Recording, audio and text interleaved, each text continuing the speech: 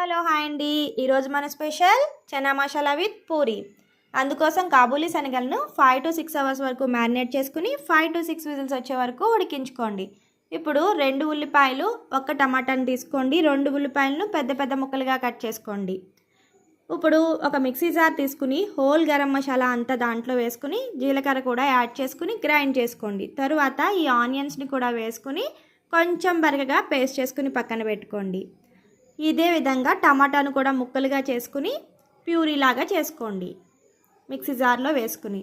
ఇప్పుడు ఒక బాండీ పెట్టుకుని దాంట్లో ఆయిల్ వేసుకోండి. ఆయిల్ బాగా హీట్ అయిన తర్వాత మసాలా మరియు ఉల్లి ముద్దను ఆయిల్లో వేసేయండి.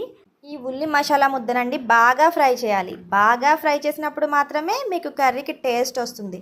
సో అందుకోసం ముందుగానే కొద్దిగా ఉప్పు మరియు పసుపును కూడా యాడ్ చేసుకుని మూత పెట్టుకుని ఫ్రై చేసుకుంటున్నాను.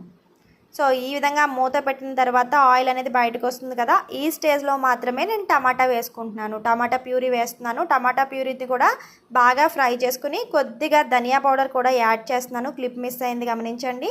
సో యాడ్ చేసిన తర్వాత ఆయిల్ వస్తుంది కదా, ఆయిల్ వచ్చిన తర్వాత కారం వేసి ఒక 2 minutes ఫ్రై చేసిన తర్వాత మనం ఆల్రెడీ రెడీ పెట్టుకున్నాం కదండి శనగలు, ప్రెషర్ కుక్కర్లో వేసి ఆ శనగలను అయితే వాటర్తో సహా దీంట్లో వేసేస్తున్నాను. సో ఈ విధంగా బాగా కలుపుకుని అగైన్ మూత పెట్టుకుని వాటర్ అన్నీ ఇంకిపోయే వరకు కూడా ఉడికించుకోండి.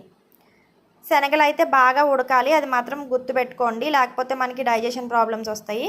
సో లాస్ట్లో కొత్తిమీరతో గార్నిష్ చేస్తాను. ఇప్పుడు పూరి మేకింగ్ చేసుకుంటున్నాను. పూరి ఈ విధంగా పొంగాలి అంటే మంట కరెక్ట్గా పెట్టుకుని ఈ విధంగా గరిటతో ఒత్తినట్టయితే బాగా పొంగుతుందండి. సో ఇప్పుడు chana masala curry with puri 2 ready అయిపోయినవి. తింటే చాలా సూపర్గా ఉంది. ఒకసారి ట్రై చేయండి. ఛానల్ని సబ్స్క్రైబ్ చేయండి.